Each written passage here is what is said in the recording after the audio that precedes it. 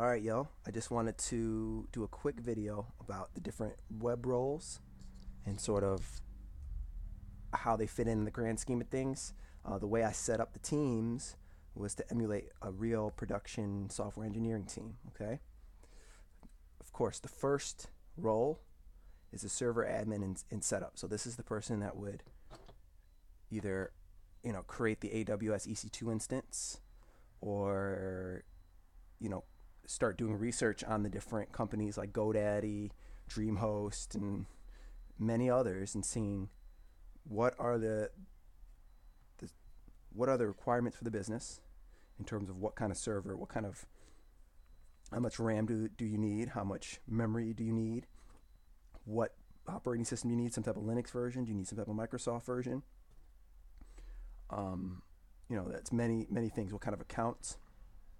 So the server admin is the one that would do all the work, talking to the companies, get the credit card from the boss, sign up for the service, and then once the company has provisioned, let's say you need a dedicated real computer server that's running in some data farm somewhere, so they will actually put the computer together, hook it up, let you know what the IP address is, and then once you have that, you can then SSH into it and start setting it up. So that's really important, and that person will handle file, folder permissions, user permissions.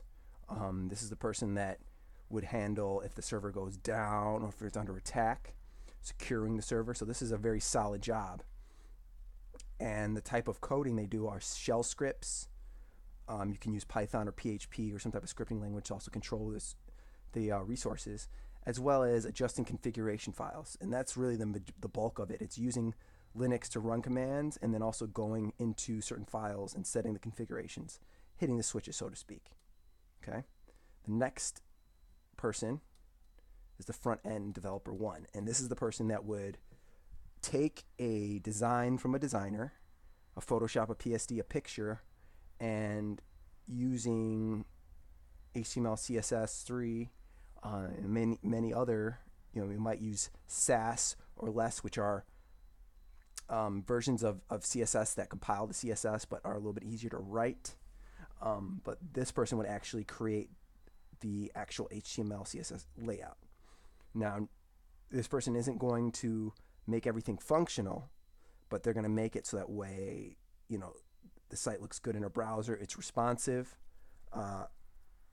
and that everything is laid out correctly. It's this front-end developer too that then uses jQuery, Angular, JavaScript to make everything move, make everything dynamic on the page, to contact the back, to write the code that contacts the server, expecting a response, and then renders it on the page. So that's the front-end developer too. They can touch the CSS and HTML as well, but they're primarily focused on the JavaScript. Next, the back-end developer, and in this case, we are going to have Python and Django developers. They're the ones that create the computer code that intercept requests to the server and then spit out the right page, do the right processing, store and retrieve things, delete things, update things in the database, call other APIs, caching. You deal with user account. So the backend developer is the one that really rolls the user login screens. Anything that has to do with the server side, this is what this person does.